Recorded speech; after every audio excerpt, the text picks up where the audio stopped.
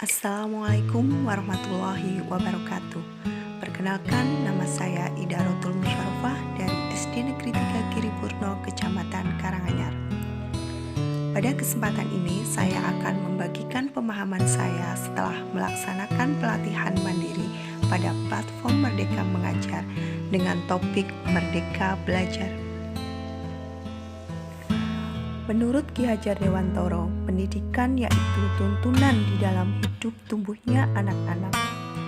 Pendidikan yaitu menuntun segala kekuatan kodrat yang ada pada anak-anak agar mereka sebagai manusia dan sebagai anggota masyarakat dapat mencapai keselamatan dan kebahagiaan setinggi-tingginya. Ki Hajar Dewantoro membedakan antara pendidikan dan pengajaran. Menurut Ki Hajar Dewantoro, pengajaran adalah bagian dari pendidikan. Pengajaran merupakan proses pendidikan dalam memberi ilmu atau faedah untuk kecakapan hidup anak secara lahir dan batin. Sebagai pendidik, kita harus memperhatikan kodrat alam dan kodrat zaman yang ada pada anak. Kodrat alam berkaitan dengan sifat dan bentuk lingkungan di mana anak berada. Sedangkan kodrat zaman berkaitan dengan isi dan irama. Sebagai pendidik, kita harus membekali keterampilan kepada siswa sesuai zamannya, agar mereka bisa hidup, berkarya, dan menyesuaikan diri. Dalam konteks pembelajaran sekarang, kita harus membekali siswa dengan kecakapan abad 21.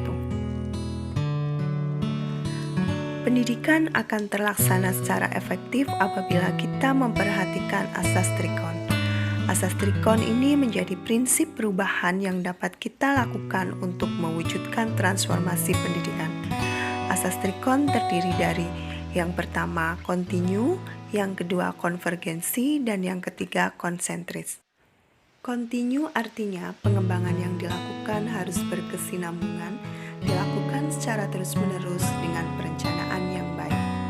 Konvergen yaitu pengembangan yang dilakukan dapat mengambil dari berbagai sumber di luar, bahkan dari praktik pendidikan di luar negeri. Sedangkan konsentris artinya pengembangan pendidikan yang dilakukan harus tetap berdasarkan kepribadian kita sendiri. Hal penting yang tidak boleh dilupakan dari pendidikan yaitu tentang budi pekerti. Karena pada hakikatnya pendidikan adalah proses pengembangan karakter atau budi pekerti. Budi pekerti, watak atau karakter, itulah bersatunya gerak pikiran, perasaan, dan kehendak ataupun kemauan yang lalu menimbulkan tenaga. Dengan adanya budi pekerti, tiap-tiap manusia berdiri sebagai manusia yang merdeka dan berpribadi, yang dapat memerintah atau menguasai dirinya sendiri. Sehingga terbentuklah manusia yang beradab. Karena ketika dilahirkan, seorang anak bukanlah seperti kertas putih yang kosong. Mereka seperti sehelai kertas yang sudah ditulisi penuh, tetapi semua tulisan-tulisan itu masih suram. Dalam hal ini, pendidikan berkewajiban dan berkuasa menebalkan segala tulisan yang suram dan yang berisi hal baik, agar kelak nampak sebagai budi pekerti yang baik. Segala tulisan yang mengandung arti jahat hendaknya dibiarkan agar jangan sampai menjadi tebal, bahkan makin suram. Peran kaum pendidik sangat jelas di sini, bukan sebagai penulis kertas, tetapi sebagai penebal tulisan yang sudah terdapat dalam kertas dengan cara yang tepat agar tidak merusak tulisan tersebut. Pendidikan sejatinya dapat mengantarkan murid untuk keselamatan dan kebahagiaan. Untuk mewujudkan hal tersebut, sebagai seorang pendidik, ketika ada di depan, kita harus dapat memberikan sebuah keteladanan dan menjadi teladan bagi murid-murid kita. Ketika ada di tengah, kita harus bisa membangun semangat, motivasi, dan gairah hidup untuk menuju masa depan yang lebih baik. Seorang pendidik harus mampu memberikan dorongan serta motivasi bagi peserta didik untuk dapat mengembangkan kemampuan dan potensi dirinya.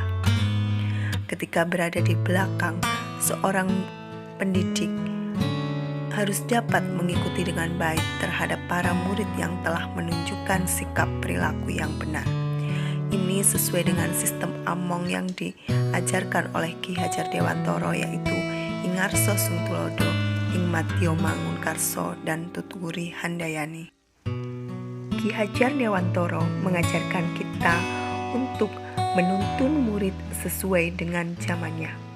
Pada saat ini, kompetensi abad 21 menjadi kompetensi yang perlu dimiliki murid untuk menghadapi tantangan-tantangan ke depan. Untuk mencapai itu, pendidikan yang memerdekakan murid menjadi salah satu cara murid merdeka dalam belajar, menggali keingintahuannya, dan tentunya dengan tuntunan dari guru. Mari bersama-sama kita wujudkan merdeka belajar. Demikian, terima kasih. Wassalamualaikum warahmatullahi wabarakatuh. Salam dan bahagia.